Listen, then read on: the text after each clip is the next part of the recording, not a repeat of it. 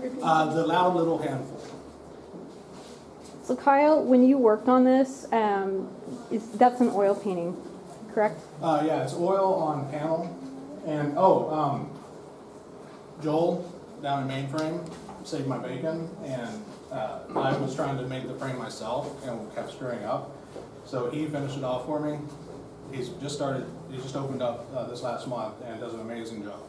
So I'd like to plug him as well. Did you, when you came up with this, was it the Mark Twain quote that you came up with the image, or what was it exactly that got the... What's funny is a lot of my images, it starts visually, and I kind of begin exploring. The thing that started it was the gesture of the thing, the demon, little man-demon thing there. That gesture kind of sprung to my head whenever I thought about the summon, just on a very on-the-nose kind of way. From there, I started to kind of piece together a narrative, a kind of the war was on my mind. In fact, some of the references that I got for this piece came from images that I was seeing on the Gaza Strip.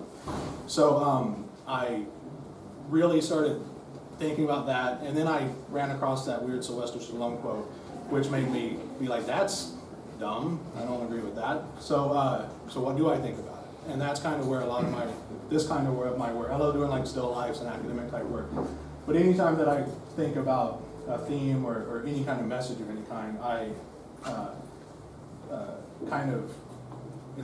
want to say it's cathartic because I didn't come to a definite answer for myself, but it is, I really start thinking about the philosophy behind it.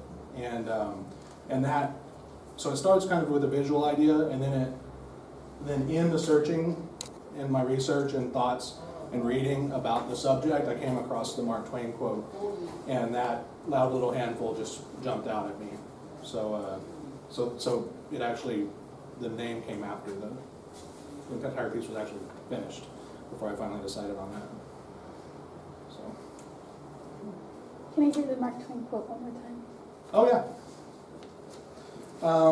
So in this, I don't know exactly where the quote was. I think it was in one of like an interview or possibly an essay.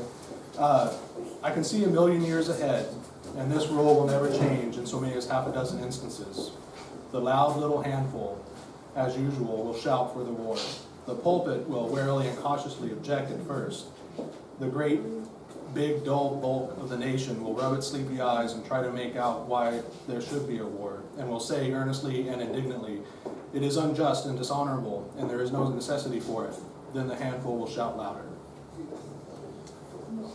Very apropos. Yes. Any other questions from anybody? Thank you very much for listening and coming out. I appreciate it. Thank you.